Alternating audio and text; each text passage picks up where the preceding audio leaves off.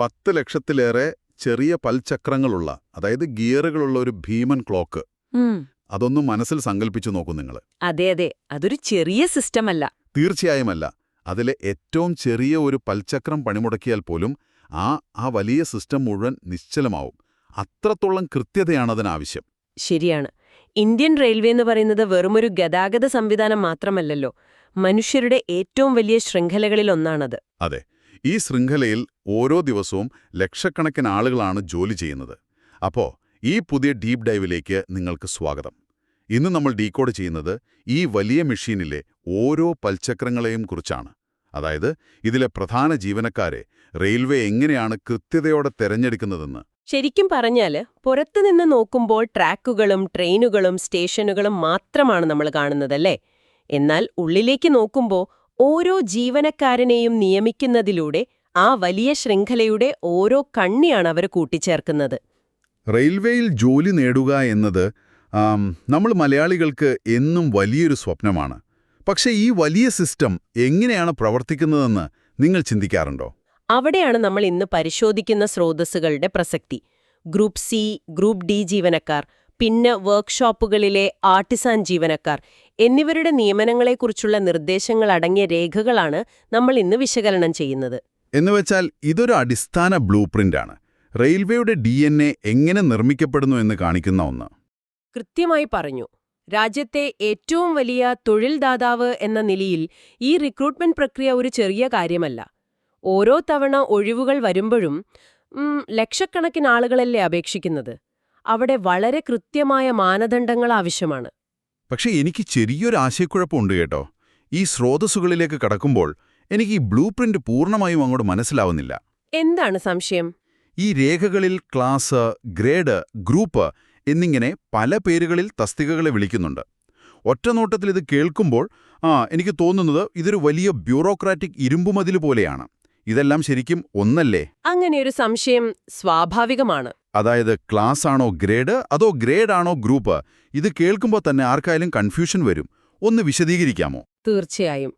ഇത് കേൾക്കുമ്പോൾ ഒരു ബ്യൂറോക്രാറ്റിക് മതിൽ എന്ന് തോന്നുമെങ്കിലും സത്യത്തിൽ ഇത് ഉദ്യോഗാർത്ഥികൾക്കായി പണിതിട്ടുള്ള കൃത്യമായ ഒരു ഗോവണിയാണ്. വളരെ ലളിതമായി പറയാം, ഈ ക്ലാസ് എന്ന് പറയുന്നത് ഒരാൾ ചെയ്യുന്ന ജോലിയുടെ പേരാണ്. അതായത് അയാളുടെ പദവി അല്ലെങ്കിൽ ഡെസിഗ്നേഷൻ. അതെ അതെ. ഉദാഹരണത്തിന് എല്ലാ സ്റ്റേഷൻ മാസ്റ്റർമാരും ഒരു ക്ലാസ്സാണ്, അല്ലെങ്കിൽ എല്ലാ ടിക്കറ്റ് എക്സാമിനർമാരും മറ്റൊരു ക്ലാസ്സിൽ പെടുന്നു. പക്ഷേ റെയിൽവേയിലുള്ള എല്ലാ സ്റ്റേഷൻ മാസ്റ്റർമാരും ഒരേ അനുഭവ സമ്പത്തോ ഒരേ ഉത്തരവാദിത്തമോ ഉള്ളവരായിരിക്കില്ലല്ലോ. ശരിയാണ്. ചിലർ വലിയ ജംഗ്ഷനുകളിലാകും ജോലി ചെയ്യുന്നത്, ചിലർ ചെറിയ ഗ്രാമീണ സ്റ്റേഷനുകളിലും. അവിടെയാണ് ഗ്രേഡ് വരുന്നത്. ഒരു ക്ലാസ്സിനുള്ളിൽ തന്നെ ശമ്പള സ്കെയിലിന്റെയും അവരുടെ ഉത്തരവാദിത്വത്തിന്റെയും അടിസ്ഥാനത്തിൽ ഉദ്യോഗസ്ഥരെ തരംതിരിക്കുന്നതാണ് ഗ്രേഡുകൾ. ഓ, മനസ്സിലായി. അപ്പൊ നമ്മൾ ആദ്യം പറഞ്ഞ ക്ലോക്കിന്റെ ഉപമ വെച്ച് നോക്കിയാൽ ഒരു പ്രത്യേകതരം ഗിയറാണ് ക്ലാസ്. ആ ഗിയറിന്റെ വലിപ്പമാണ് ഗ്രേഡ്. കൃത്യം. വളരെ നല്ലൊരു ഉദാഹരണമാണത്. ഗ്രൂപ്പ് സി, ഗ്രൂപ്പ് ഡി എന്നിവ എന്താണ്? ഈ ക്ലാസും ഗ്രേഡുമൊക്കെ ഇതിലെവിടെയാണ് വരുന്നത്? ഗിയർ ഉപമ ഒന്നുകൂടി വികസിപ്പിച്ചാൽ മതി. ഒരേ സ്വഭാവമുള്ള, എന്നാൽ പ്രമോഷനിലൂടെ മുകളിലേക്ക് കയറാൻ കഴിയുന്ന വ്യത്യസ്ത ക്ലാസുകളുടെയും ഗ്രേഡുകളുടെയും ഒരു വലിയ പരമ്പരയാണ് ഗ്രൂപ്പ് എന്ന് പറയുന്നത്. എന്നുവെച്ചാൽ ഇതൊരു തുടർച്ചയായ പ്രക്രിയയാണല്ലേ? അതെ. ഇതൊരു ഗോവണിയാണെന്ന് ഞാൻ ആദ്യം പറഞ്ഞത് അതുകൊണ്ടാണ്. ഒരാൾ ഗ്രൂപ്പ് സിയിൽ ഒരു അടിസ്ഥാന തസ്തികയിൽ ജോലിയിൽ പ്രവേശിച്ചാൽ തന്റെ അനുഭവ സമ്പത്തും സേവന കാലയളവും ഉപയോഗിച്ച് അയാൾക്ക് ആ ഗ്രൂപ്പിലെ ഉയർന്ന ക്ലാസുകളിലേക്കും ഗ്രേഡുകളിലേക്കും മാറാൻ കഴിയും. അപ്പോ ഇത് ജീവനക്കാർക്ക് അവരുടെ കരിയർ എങ്ങോട്ടാണ് പോകുന്നതെന്ന് കൃത്യമായ ചിത്രം നൽകുന്നുണ്ട്. ഇതൊരു അടഞ്ഞ മുറിയല്ല, മറിച്ച് തുറന്ന വഴിയാണ്. തികച്ചും ശരിയാണ്. അവർക്ക് മുകളിലേക്ക് പോകാനുള്ള വ്യക്തമായ പാത അതിലുണ്ട്. അതിനർത്ഥം ജോലിയിൽ കയറുന്ന ഓരോരുത്തരും സിസ്റ്റത്തിന്റെ ഒരു സ്ഥിരം ഭാഗമാകുന്നു എന്നാണ്. എന്നാൽ ഇതിലെനിക്ക് കൗതുകം തോന്നിയ മറ്റൊരു കാര്യമുണ്ട്. ഈ രേഖകളിൽ അപ്രന്റീസുകളെ, അതായത് ട്രെയിനികളെക്കുറിച്ചുള്ള പരാമർശമുണ്ട്. ആഹാ, അപ്രന്റീസുകൾ. അവർ റെയിൽവേയിൽ പരിശീലനം നേടുന്നവരാണ്. അതെ, അവർക്ക് പരിശീലന സമയത്ത് സ്റ്റൈപ്പൻഡും ലഭിക്കുന്നുണ്ട്. പക്ഷേ പരിശീലനം കഴിഞ്ഞാൽ ഉടനെ അവർക്ക് ജോലി ഉറപ്പില്ല എന്ന് ഈ വ്യവസ്ഥകളിൽ പ്രത്യേകം എടുത്തു പറയുന്നുണ്ട്. എന്തുകൊണ്ടാണത്? അതിനു കാരണമുണ്ട്. അപ്രന്റീസുകൾ റെയിൽവേയുടെ രീതികളും ജോലികളും പഠിക്കാൻ വരുന്നവർ മാത്രമാണ്. അവർ അപ്പോ റെയിൽവേയുടെ ഔദ്യോഗിക ജീവനക്കാരല്ല. ഭാവിയിൽ റെയിൽവേയിലേക്ക് കടന്നുവരാനുള്ളൊരു തയ്യാറെടുപ്പ് മാത്രമാണതല്ലേ? അതെ. കാരണം സ്ഥിരമായൊരു തസ്തികയിലേക്ക്, പ്രത്യേകിച്ച് ഗ്രൂപ്പ് സി പോലെയുള്ള സുപ്രധാന തസ്തികകളിലേക്ക് ആളുകളെ നിയമിക്കുന്നത് തികച്ചും വ്യത്യസ്തമായൊരു പ്രക്രിയയാണ്. അത് നേരിട്ടുള്ള നിയമനമാണ്. അവിടെ വേറെ നിയമങ്ങളാണ് ബാധകം. നേരിട്ടുള്ള നിയമനങ്ങളിലേക്കാണ് എനിക്കിനി വരാനുള്ളത്. ഗ്രൂപ്പ് സി തസ്തികകളിലേക്ക് ആളുകളെ തിരഞ്ഞെടുക്കുന്നത് റെയിൽവേ റിക്രൂട്ട്മെന്റ് ബോർഡുകൾ അഥവാ RRBകളാണല്ലോ. അതെ, RRB ആണ് പ്രധാന ഏജൻസി. ഈ റിക്രൂട്ട്മെന്റ് ബോർഡുകളുടെ ഇന്റർവ്യൂ കമ്മിറ്റികളെക്കുറിച്ച് പറയുമ്പോൾ അതിലെ വ്യവസ്ഥകൾ ശരിക്കും അസാധാരണമാം വിധം കർശനമാണ്.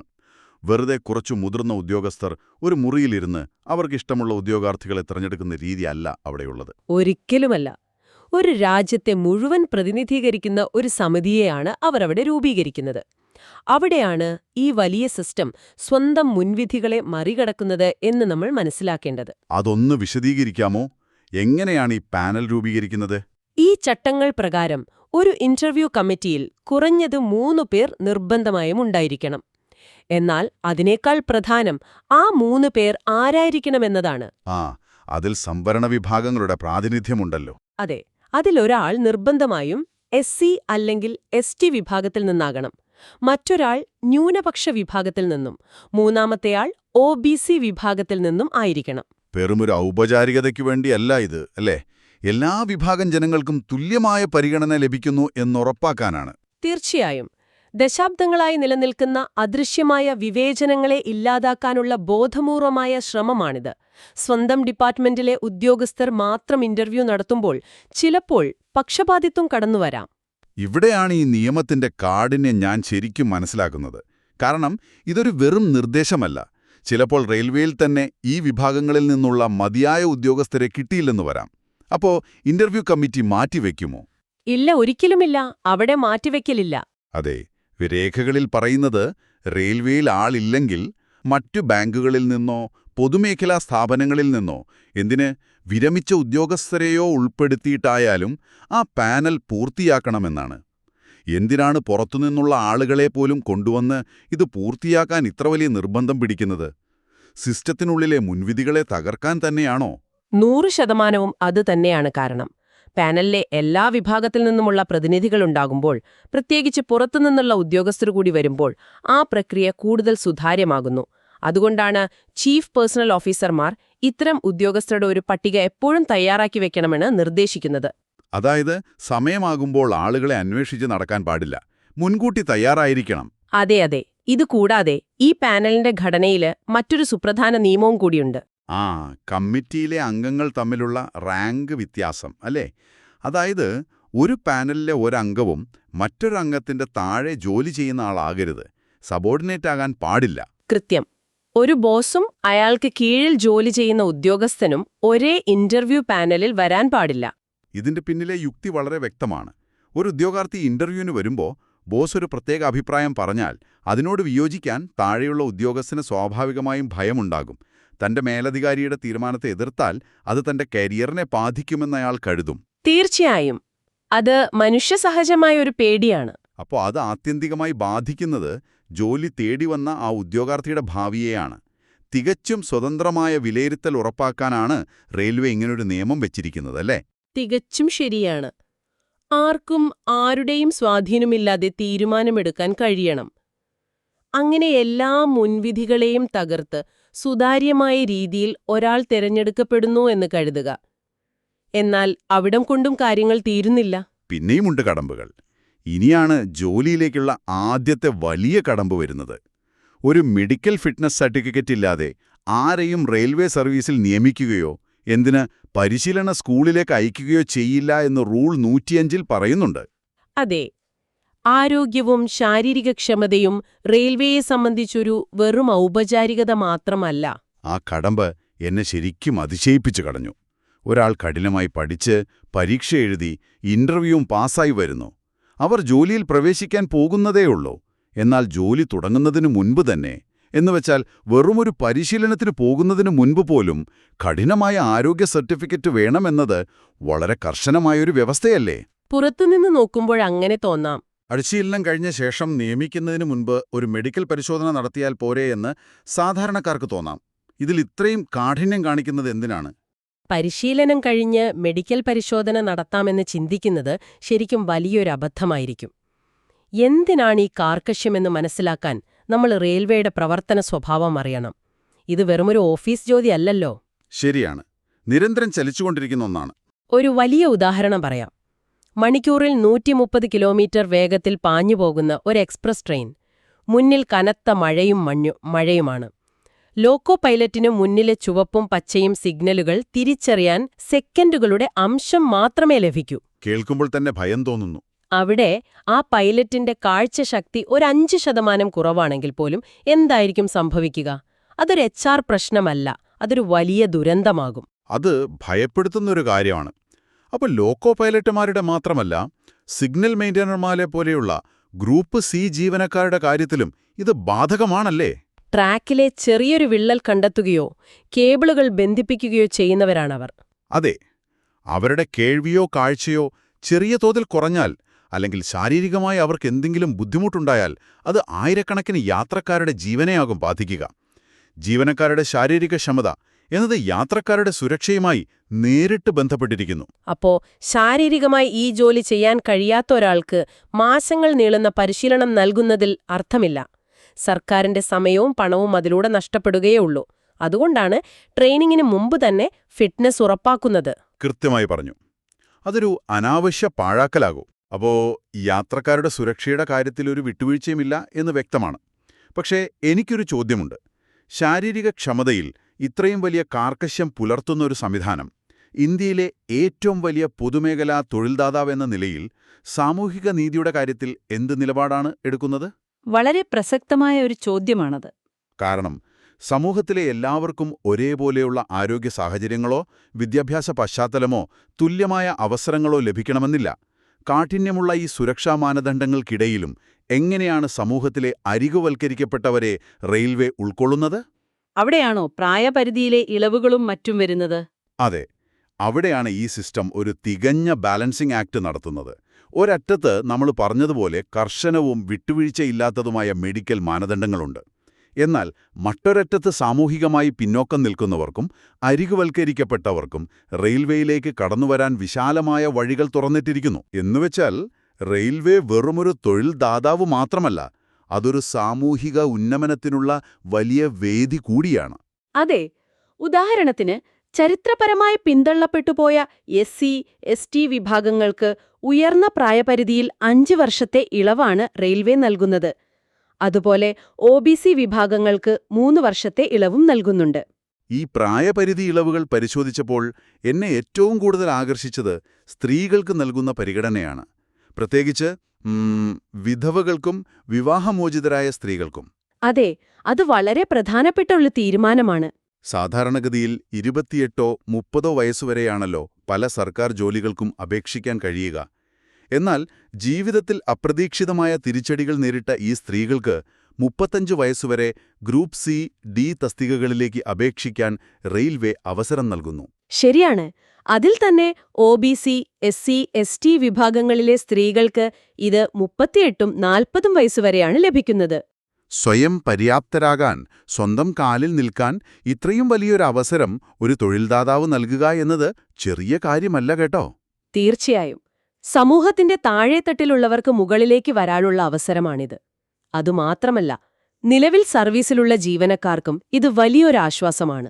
സർവീസിലുള്ളവർക്ക് പ്രൊമോഷനിലൂടെ അല്ലാതെ നേരിട്ടും അപേക്ഷിക്കാമോ? അതെ.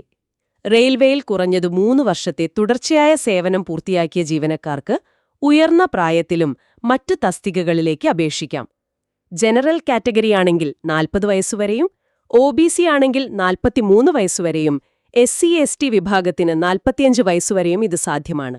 എന്നുവെച്ചാൽ വളരെ താഴേക്കിടയിലുള്ള ഒരു തസ്തികയിൽ ജോലിയിൽ കയറുന്ന ഒരാൾക്ക് തന്റെ പ്രായത്തെ ഒരു തടസ്സമായി കാണാതെ മുകളിലേക്ക് വളരാനുള്ള ഗോവണിയാണിത്. തങ്ങളുടെ ജീവനക്കാരെ റെയിൽവേ എങ്ങനെയാണ് ചേർത്തുപിടിക്കുന്നത് എന്ന് ഇത് വ്യക്തമായി കാണിക്കുന്നു. അതെ അതെ. ഇതിനൊപ്പം തന്നെ എടുത്തു പറയേണ്ട മറ്റൊരു കാര്യമാണ് ശാരീരിക വെല്ലുവിളികൾ നേരിടുന്നവർക്കുള്ള അവസരങ്ങൾ. ഞാനത് ചോദിക്കാൻ വരികയായിരുന്നു. നമ്മൾ നേരത്തെ പറഞ്ഞല്ലോ, റെയിൽവേയിൽ മെഡിക്കൽ ഫിറ്റ്നസ് നിർബന്ധമാണെന്ന്. ഒരു വിട്ടുവീഴ്ചയുമില്ലാത്ത ആ സുരക്ഷാ പരിശോധനകൾക്കിടയിൽ എങ്ങനെയാണ് ശാരീരിക ബുദ്ധിമുട്ടുള്ളവർക്ക് അവസരം ലഭിക്കുന്നത്? അതൊരു വൈരുദ്ധ്യമല്ലേ? അവിടെയാണ് റെയിൽവേയുടെ പ്രായോഗിക ബുദ്ധി നമ്മൾ കാണേണ്ടത്. എല്ലാവർക്കും ഫിറ്റ്നസ് ഒരേപോലെ ബാധകമാക്കുന്നില്ല അവർ. അതിനായി അവർ തിരിച്ചറിയപ്പെട്ട തസ്തികകൾ അഥവാ ഐഡന്റിഫൈഡ് പോസ്റ്റുകൾ കണ്ടെത്തിയിട്ടുണ്ട്. അതായത് പൂർണ്ണമായ കാഴ്ചശക്തിയോ കഠിനമായ ശാരീരിക ക്ഷമതയോ നിർബന്ധമല്ലാത്ത ചില ജോലികൾ റെയിൽവേയിലുണ്ട്, അല്ലേ? അതെ. ഉദാഹരണത്തിന് അഡ്മിനിസ്ട്രേറ്റീവ് ജോലികൾ അല്ലെങ്കിൽ ചില ഓഫീസ് ജോലികൾ. ഇത്തരം തസ്തികകളിൽ 3% ഒഴിവുകൾ ഇവർക്കായി കൃത്യമായി മാറ്റിവെച്ചിരിക്കുന്നു. അന്ധർക്കൊരു 1%, ബധിരർക്കൊരു 1%, അസ്ഥിവൈകല്യമുള്ളവർക്കൊരു 1% എന്നിങ്ങനെ. അവരുടെ വൈകല്യം അവരുടെ ജോലിയെ ബാധിക്കാത്ത ഇടങ്ങളിൽ അവരെ സിസ്റ്റത്തിന്റെ ഭാഗമാക്കുന്നു. ഓ, അപ്പോൾ മെഡിക്കൽ ഫിറ്റ്നസ് എന്നത് എല്ലാവരെയും പുറത്താക്കാനുള്ള ഒരു കോട്ടയല്ല. അത് സുരക്ഷ ഉറപ്പാക്കാനുള്ളൊരു ഫിൽട്ടർ മാത്രമാണ്. കഴിവുള്ളവരെയും അർഹതയുള്ളവരെയും ഉൾക്കൊള്ളാൻ റെയിൽവേക്ക് മറ്റു വഴികളുണ്ട്. കൃത്യമായി പറഞ്ഞു. വളരെ മനോഹരമായൊരു സമന്വയമാണിത്. സുരക്ഷയും സാമൂഹിക നീതിയും ഒരുമിച്ചു കൊണ്ടുപോകുന്ന രീതി. ശരി, ഈ കടമ്പകളെല്ലാം കടന്ന് ഒരാൾ പരിശീലനത്തിനെത്തിയെന്ന് കരുതുക. അവിടെ അവരെ കാത്തിരിക്കുന്നത് തികച്ചും വ്യത്യസ്തമായ മറ്റൊരു വെല്ലുവിളിയാണ്: ഭാഷ. റൂൾ 108 ഹിന്ദി ഭാഷാ പരിജ്ഞാനം. അതെ, ഇന്ത്യൻ റെയിൽവേ പോലൊരു സ്ഥാപനത്തിൽ പരിശീലനം നേടുന്ന എല്ലാവരും ഹിന്ദി ഭാഷയിൽ അടിസ്ഥാന അറിവ് നേടിയിരിക്കണമെന്നത് നിർബന്ധമാണ് എന്ന് അതിൽ പറയുന്നുണ്ട്. അതെ, ഇന്ത്യൻ റെയിൽവേ ഒരു പാൻ ഇന്ത്യൻ സ്ഥാപനമാണല്ലോ. രാജ്യത്തിന്റെ ഒരറ്റത്ത് നിന്ന് മറ്റൊരറ്റത്തേക്ക് പോകുന്ന വലിയൊരു ശൃംഖല. അവിടെ ആശയവിനിമയത്തിന് വലിയ പ്രാധാന്യമുണ്ട്. അതുകൊണ്ട് 6 മാസത്തിൽ കൂടുതൽ ദൈർഘ്യമുള്ള പരിശീലനം നേടുന്ന എല്ലാവരും ഹിന്ദിയിൽ അടിസ്ഥാന പരിജ്ഞാനം നേടിയിരിക്കണം. ഇതിലെ പ്രബോധ് എന്നു പേരുള്ള ഹിന്ദി പരീക്ഷയെക്കുറിച്ച് വായിച്ചപ്പോൾ എനിക്ക് വലിയൊരു സംശയം തോന്നി. ഉത്തരേന്ത്യക്കാർക്ക് ഹിന്ദി അവരുടെ മാതൃഭാഷയോ അല്ലെങ്കിൽ എളുപ്പത്തിൽ വശമുള്ള ഭാഷയോ ആകാം. എന്നാൽ ഹിന്ദി തീരെ അറിയാത്ത, ഉദാഹരണത്തിന് നമ്മളെപ്പോലെ കേരളത്തിൽ നിന്നോ അല്ലെങ്കിൽ തമിഴ്നാട്ടിൽ നിന്നോ പോകുന്ന ഒരു ഉദ്യോഗാർത്ഥിക്ക് 6 മാസത്തെ പരിശീലനത്തിനിടയിൽ ഈ പരീക്ഷ പാസ്സാകാൻ കഴിഞ്ഞില്ലെങ്കിൽ എന്ത് സംഭവിക്കും? അങ്ങനെ പാസ്സാകാത്ത നിരവധി ആളുകളുണ്ട്. അത്രയും കഷ്ടപ്പെട്ട് ജോലി വാങ്ങിയ അവർക്ക് ആ ജോലി നഷ്ടപ്പെടുമോ? ഉടനെ അവരെ പിരിച്ചുവിടുമോ? ഇല്ല. ഗുജറാത്തിൽ നിന്ന് പുറപ്പെടുന്ന ഒരു ട്രെയിൻ ബംഗാളിലൂടെ അസമിലേക്ക് പോകുമ്പോൾ അതിലെ ജീവനക്കാർ തമ്മിൽ സംസാരിക്കാനൊരു പൊതുഭാഷ വേണം. ഒരു സന്ദേശം വയർലെസ്സിലൂടെ കൈമാറുമ്പോൾ അത് കൃത്യമായി മനസ്സിലാകണം. അതുകൊണ്ട് ഭാഷ അത്യാവശ്യമാണ്. എന്നാൽ ഒരു ജീവനക്കാരൻ ഹിന്ദി പരീക്ഷ തോറ്റു എന്ന കാരണം കൊണ്ട് മാത്രം അയാളെ ജോലിയിൽ നിന്ന് ഉടനെ പിരിച്ചുവിടില്ല. അപ്പോൾ പരീക്ഷ തോറ്റാലും അവർക്ക് ജോലിയിൽ പ്രവേശിക്കാം? അതെ, പരീക്ഷ തോറ്റാലും അവർക്ക് ജോലിയിൽ പ്രവേശിക്കാം. അവിടെയാണ് റെയിൽവേയുടെ പ്രായോഗിക സമീപനം നമ്മൾ കാണുന്നത്. അതായത് ഭാഷ അറിയില്ല എന്നത് ജോലിക്ക് കയറാൻ ഒരു വലിയ തടസ്സമല്ല. പക്ഷേ പിന്നീട് അവരത് പഠിച്ചെടുക്കണമല്ലോ. അതിനെന്തെങ്കിലും സമയപരിധിയുണ്ടോ? അതോ ജോലിക്ക് കയറിയാൽ പിന്നെ ഭാഷ പഠിച്ചില്ലെങ്കിലും കുഴപ്പമില്ലെന്നാണോ? അങ്ങനെയല്ല. അവർ ട്രെയിനിംഗ് സ്കൂളിൽ നിന്ന് പുറത്തിറങ്ങി 1 വർഷത്തിനുള്ളിൽ ആ പരീക്ഷ നിർബന്ധമായും പാസ്സാകണം. ജോലി ചെയ്യുന്നതിനൊപ്പം തന്നെ ഭാഷയും പഠിക്കണം. പുതിയൊരു ഭാഷ പഠിക്കാൻ 1 വർഷം എന്നത് ന്യായമായ സമയമാണ്. ശരിയാണ്. എന്നാൽ 1 വർഷം കഴിഞ്ഞിട്ടും അവർ വീണ്ടും പരാജയപ്പെട്ടാലോ?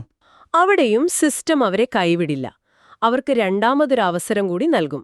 അതായത് 1 വർഷം കൂടി അധിക സമയം അവർക്ക് അനുവദിക്കും. ഓ, അപ്പോ ഒരാൾക്ക് ജോലിയിൽ കയറി 2 വർഷത്തോളം സമയമുണ്ട് തനിക്കൊട്ടും പരിചയമില്ലാത്ത ഒരു പുതിയ ഭാഷ പഠിച്ചെടുക്കാൻ. എന്നിട്ടും അവരത് പഠിക്കാൻ തയ്യാറായില്ലെങ്കിലോ? അങ്ങനെ സംഭവിച്ചാൽ എന്ത് സംഭവിക്കും? എങ്കിൽ നിർഭാഗ്യവശാൽ അവരെ സർവീസിൽ തുടരാൻ അനുവദിക്കില്ല. അവർക്ക് ജോലി നഷ്ടപ്പെടും. അത് ശരിക്ക് കർശനമാണ് കേട്ടോ. ഇത് കാഠിന്യമല്ല, മറിച്ച് സിസ്റ്റത്തിന്റെ സുഗമമായ നടത്തിപ്പിന് അത്യാവശ്യമായ ഒരു കാര്യമാണ്. അടിയന്തര സാഹചര്യങ്ങളിൽ കൃത്യമായ ആശയവിനിമയം സാധ്യമാകാതെ വന്നാൽ അത് സിസ്റ്റത്തിന്റെ കാര്യക്ഷമതയെ ബാധിക്കും. റെയിൽവേ ഒരു തൊഴിൽദാതാവ് എന്നതിലുപരി വലിയൊരു സേവനദാതാവ് കൂടിയാണ്. ശരിയാണ്. അവിടെ ഭാഷ ഒരു തടസ്സമാകാൻ പാടില്ല. അതേസമയം ജീവനക്കാർക്കത് പഠിച്ചെടുക്കാനുള്ള പൂർണ്ണ സാവകാശവും പിന്തുണയും റെയിൽവേ നൽകുന്നുണ്ട്. മനസ്സിലാക്കി. അതെ, അതൊരു ഗോവണി തന്നെയാണ്. റിക്രൂട്ട്മെന്റ് ബോർഡുകൾ എങ്ങനെയാണ് വിവേചനങ്ങളില്ലാതെ പുറത്തുനിന്നുള്ള ആളുകളെപ്പോലും ഉൾപ്പെടുത്തി സുതാര്യമായി പ്രവർത്തിക്കുന്നതെന്നും നാം കണ്ടു. യാത്രക്കാരുടെ സുരക്ഷയ്ക്കായി മെഡിക്കൽ ഫിറ്റ്നസിൽ ഒട്ടും വിട്ടുവീഴ്ച ചെയ്യാത്ത റെയിൽവേ തന്നെ സമൂഹത്തിലെ അരികോൽക്കരിക്കപ്പെട്ടവർക്കും സ്ത്രീകൾക്കും ശാരീരിക ബുദ്ധിമുട്ടുള്ളവർക്കും പ്രായപരിധിയിലും സംവരണത്തിലും വലിയ ഇളവുകൾ നൽകി തങ്ങളോടൊപ്പം നിർത്തുന്നു. അതെ, ആ ഒരു സമന്വയമാണിതിലെ ഏറ്റവും മനോഹരമായ കാര്യം. രാജ്യത്തിന്റെ ഒരറ്റത്ത് നിന്ന് മറ്റൊരറ്റത്തേക്ക് നീളുന്ന ഒരു ശൃംഖലയെ കൂട്ടിയിണയ്ക്കാൻ ഭാഷയെ ഒരു പാലമായി ഉപയോഗിക്കുന്നതും നമ്മൾ കണ്ടു. തുടക്കത്തിൽ നമ്മൾ പറഞ്ഞ ഭീമൻ ക്ലോക്കിന്റെ ഓരോ പൽച്ചക്രങ്ങളും വെറുതെ കൊത്തിയെടുത്തതല്ല. ഏത് മെറ്റീരിയൽ ഉപയോഗിക്കണം, അതെങ്ങനെ കൃത്യമായി തിരിയണം എന്ന് വളരെ സൂക്ഷ്മമായി ആലോചിച്ച് തീരുമാനിച്ചതാണ്. ഈ നിയമങ്ങളെല്ലാം അത്രമേൽ സൂക്ഷ്മമായാണ് തയ്യാറാക്കിയിരിക്കുന്നത്.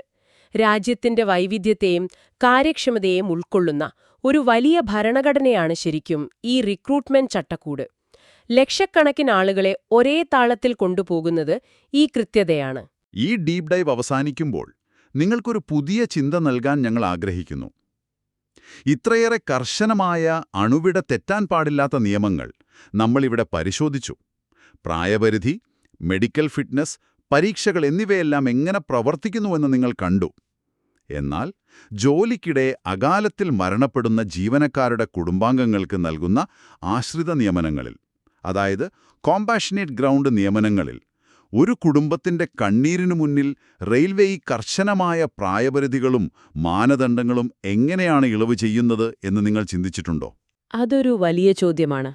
അതുപോലെ വലിയ കായിക താരങ്ങളെ സ്പോർട്സ് കോട്ടയിൽ തിരഞ്ഞെടുക്കുമ്പോഴും ജനറൽ മാനേജർമാർക്ക് ഈ നിയമങ്ങളിൽ അയവ് വരുത്താൻ അധികാരമുണ്ട്. ലക്ഷക്കണക്കിന് ആളുകളെ നിയന്ത്രിക്കാൻ അങ്ങേയറ്റം കർശനമായ നിയമങ്ങൾ പാലിക്കുന്ന ഈ ഭീമൻ സിസ്റ്റം മാനുഷിക പരിഗണനകൾക്കും മനുഷ്യന്റെ അസാധാരണമായ കഴിവുകൾക്കും സഹാനുഭൂതിക്കും വേണ്ടി തങ്ങളുടെ നിയമപുസ്തകം മടക്കിവെക്കുന്നത് എങ്ങനെയെന്ന് നിങ്ങൾ സ്വയമൊന്ന് ചിന്തിച്ചു നോക്കൂ. അപ്പോ ആ വലിയ ഇരുമ്പ് പൽച്ചക്രങ്ങൾക്കിടയിലും എവിടെയോ ഒരു മനുഷ്യഹൃദയം മിടിക്കുന്നത് നിങ്ങൾക്ക് കാണാൻ കഴിയും. അടുത്ത ഡീപ് ഡൈവിൽ കാണാം.